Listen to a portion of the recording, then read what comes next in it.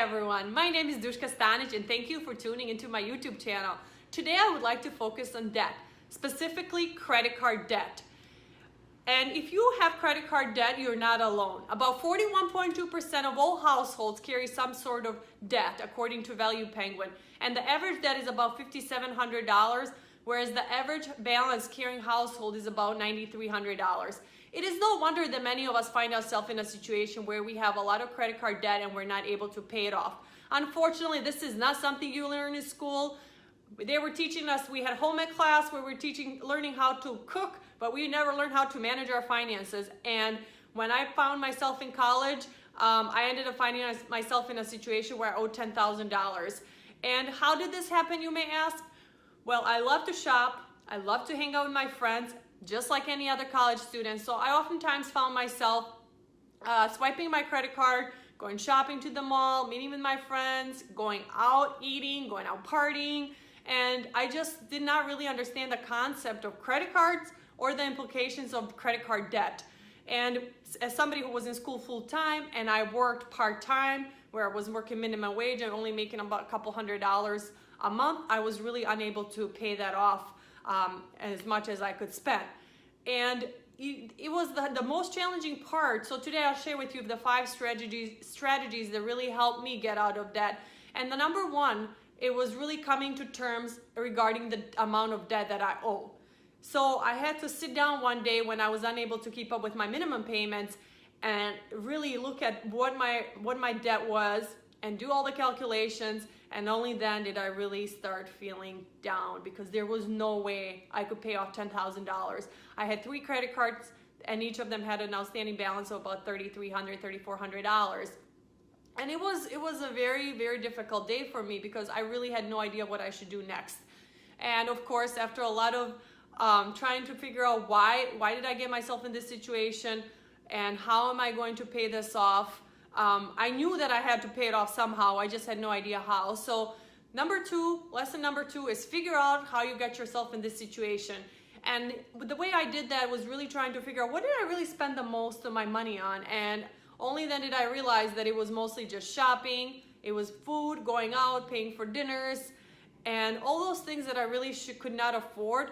Buying perfumes, buying jewelry. I really had no business buying any of that stuff that I could not afford.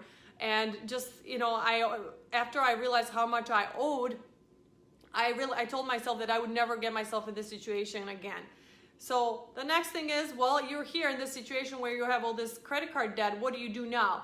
Number 3 lesson is really get help. You need help and you need it now.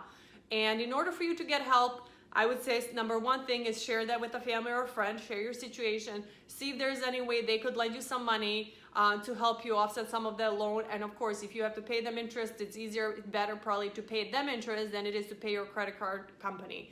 Number 2 is really go and contact those credit card companies individually, contact them yourself directly, share your situation. You may need to write letters and you may need to send certified letters, try to see if you can get some sort of settlement and get that paid off.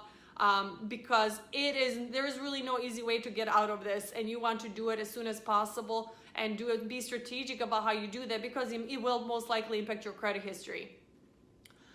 And as far as the last resort, what you should do about getting yourself out of credit card debt, and I say this because I learned it the hard way, is really contacting one of those debt consolidation companies or debt settlement companies. And what these companies generally do is they take a fee and then they negotiate on your behalf with the creditors and try to settle them. And the problem with this is not only do they charge you a fee, there's no guarantees that they will actually go ahead and settle your debt. So in my situation, I had 3 credit cards. I did a lot of research on the internet, and not having any other finances or ways to pay the credit cards, I ended up contacting one of the companies that was willing to work with me. And basically the plan was that I saved enough money in a special savings account, and then they would negotiate with the creditors individually with each of those credit cards. So great, after some time, I think it was about 36 months, I saved enough money. They settled credit card 1. I was very pleased, felt like at least I'm making some progress. After some other time, we settled the credit card number 2, and then the credit card number 3 just sat there. And even though I reached out and I was in constant contact with my with my debt consolidation or debt settlement company, they said to stop making payments on my credit card and then just only contact them if I ran into any issues. And I continued to reach out to them, and they were just basically not settling the last account. And they said, don't worry about it, we'll continue to work on it. The credit card company is not willing to negotiate it this time. Well, fast forward 5 years since I initially got myself in this situation. I'm living across the country and going to school, and I receive an invoice from my credit card company indicating that I owed $8,700. And I was just stunned because I could not believe that I've accumulated that much debt with interest over this period of time. And I immediately reached out to the credit card company, and then I contacted my debt consolidation firm, who basically said, well, in order for us to continue doing this for you, you will need to continue paying an additional fee, which of course I was not willing to do. I already paid them to settle this debt, which was never completed. And after a lot of letters and phone calls between the credit card company and the debt consolidation company, I was able to finally get this settled and pay off that credit card, thankfully. So then I was finally debt free, and I was able to work toward that. So it can help, and for me obviously worked and really helped me learn my lesson, but it certainly was not easy, and there was a lot of pain. So I would say it took me about 5 years to get this off, finally completed. And then of course that ruined my credit history, so then I had to kind of try to build my credit history back. So number 3 is really, you have to make changes on how you spend your money. And if you love to shop, you really have to find what your triggers are, and then you have to ask yourself certain questions. And some of the questions that I ask myself is, is this really a want or a need? And who is it making me money? And will it make me money? What will this item or this spending do for me?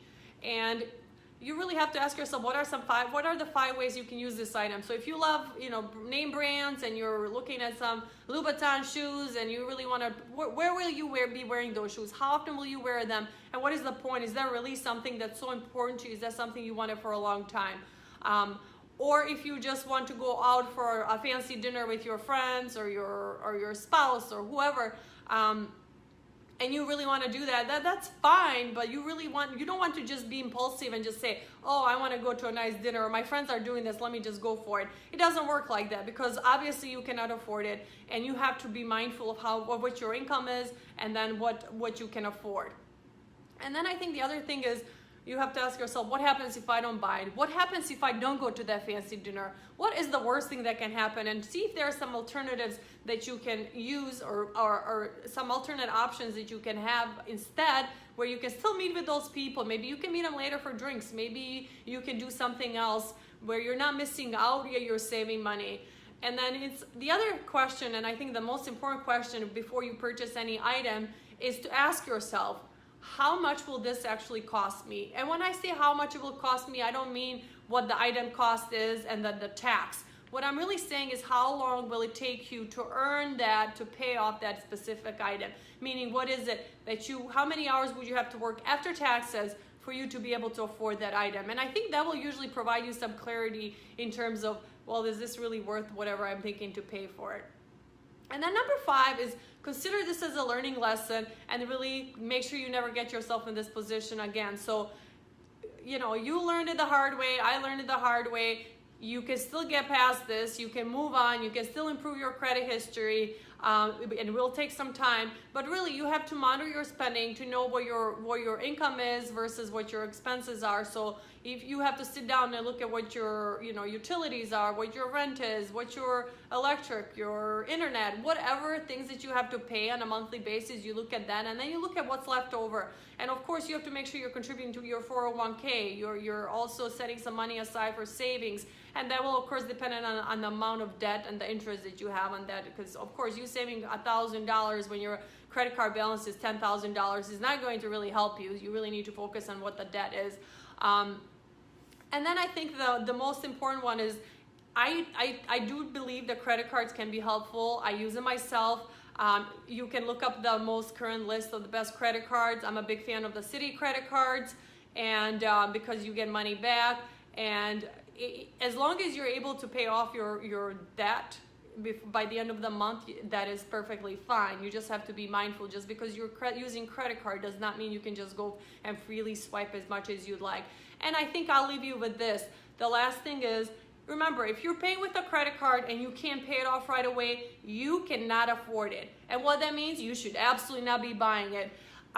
With that, I will leave you until next Sunday. If you have not already, please click the like button.